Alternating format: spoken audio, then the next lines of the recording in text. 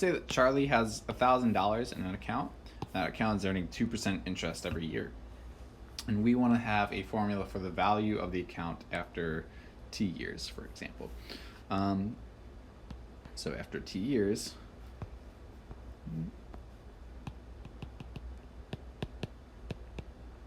how much is he going to have? Let's call this value A of T, A for account.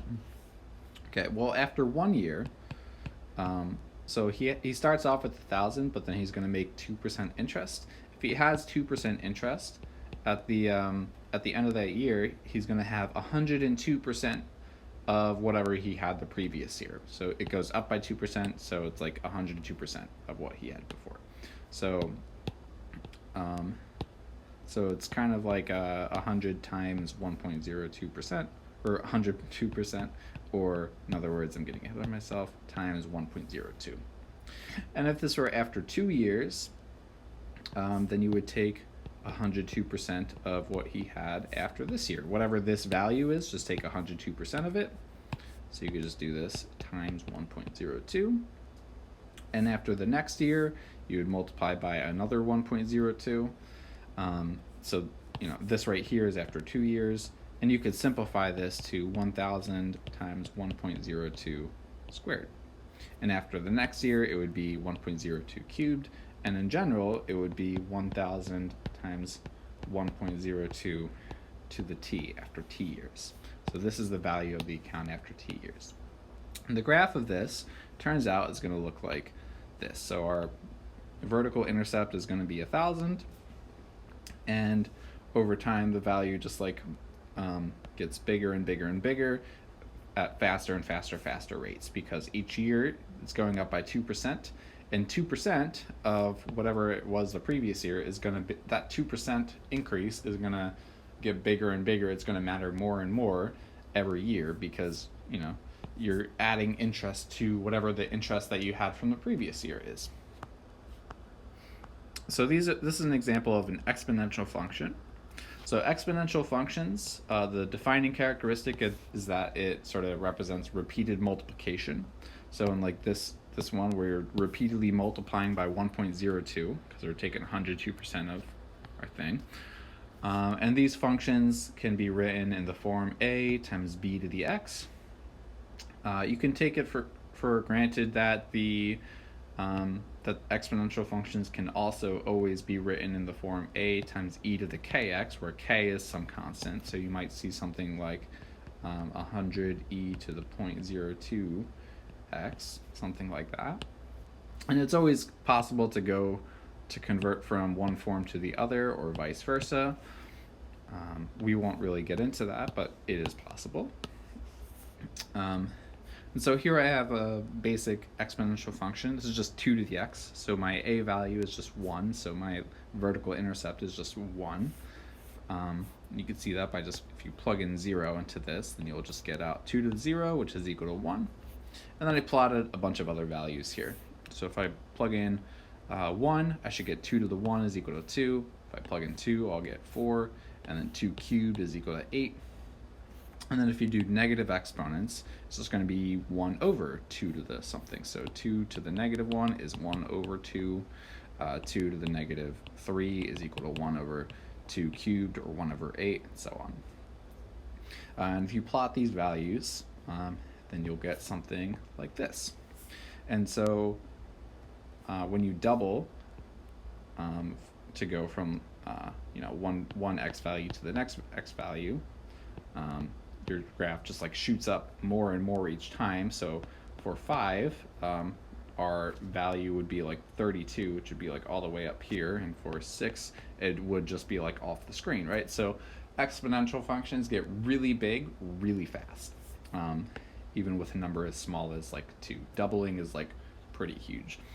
But over to the left, 1 over 2, 1 over 4, 1 over 8 are our outputs, and so those get really small really fast, right?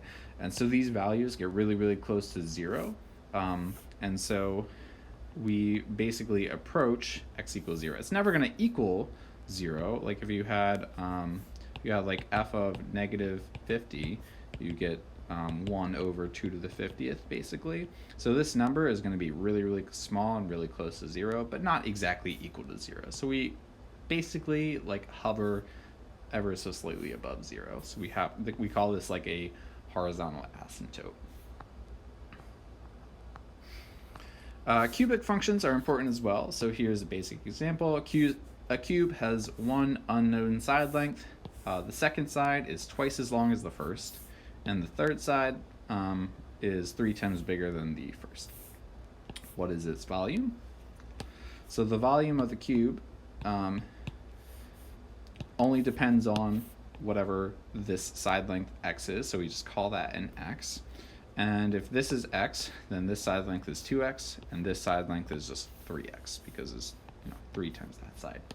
And the volume of a cube is length times width times height, so it's going to be x times 2x times 6x.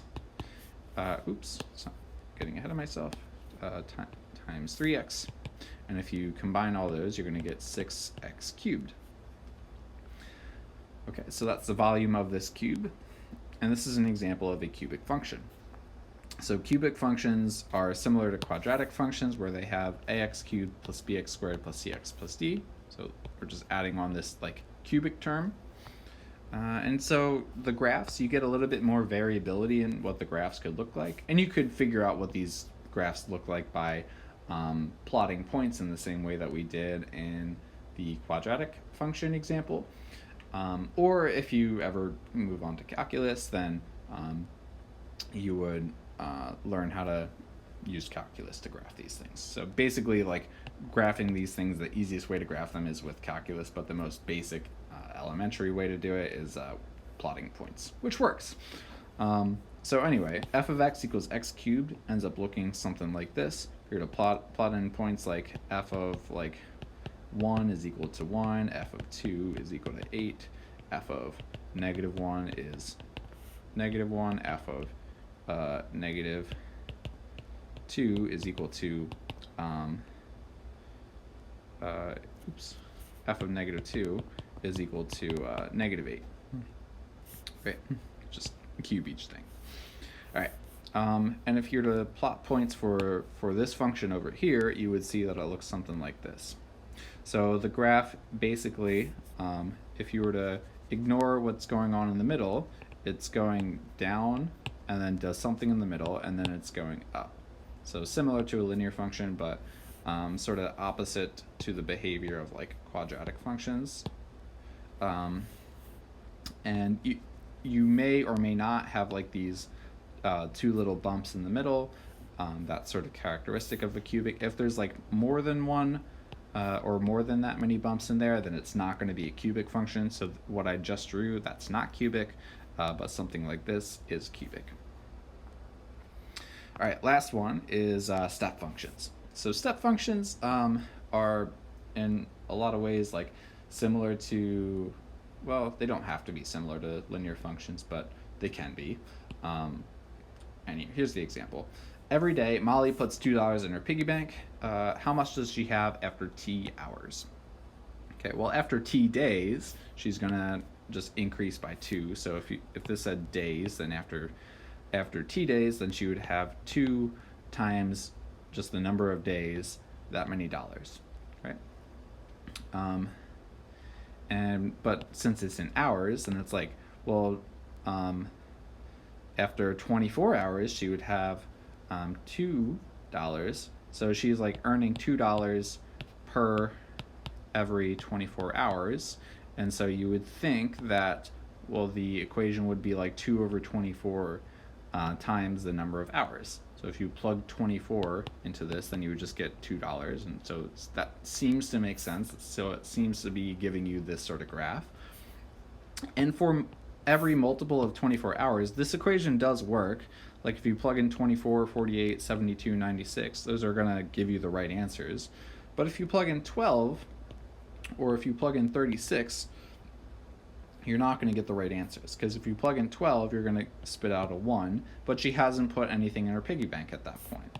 So f of 12, this tells you is equal to 1, but in reality, it's equal to 0.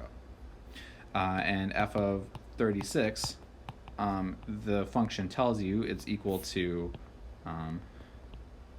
it's equal to 3, but in reality, it's equal to, it's just equal to 2 because she hasn't put anything in her account yet.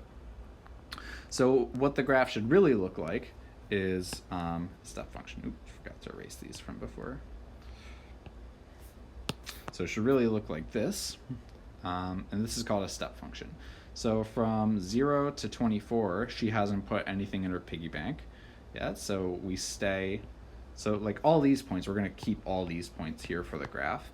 And then instead of just like increasing like a line, we just stay at those values until we jump up at like 24 hours, and then jump up at 48 hours, and then jump up at 72 hours. So we don't have like a nice formula like we have over here, but this is a more accurate representation of the graph. So this graph is more accurate. And so yeah, if you were to actually like plug in 36, then you would, from this graph, see that the answer would be 2. So she has $2 after 36 hours, which is the same as like after 25 hours or 24 hours, because she's not continuously putting money in the piggy bank. She just does it like incrementally, like every day. Yeah, so also these holes right here, you call them closed holes. So this is a closed hole, and then this right here, this is an open hole. This is an open hole. So open means it's not part of the graph, and closed means it is. So if I were to like draw a vertical line through this graph, like it kind of looks like it goes through 2 different points and would fail the vertical line test. But this open point right here is not really a part of the graph, so this would only really tell you that f of 48 is equal to whatever the closed hole is equal to, which is, that's equal to a 4. So it's not equal to 2. The 2 is just not part of the graph at that point. Okay, so closed hole, part of the graph, open hole, not part of the graph. And yeah.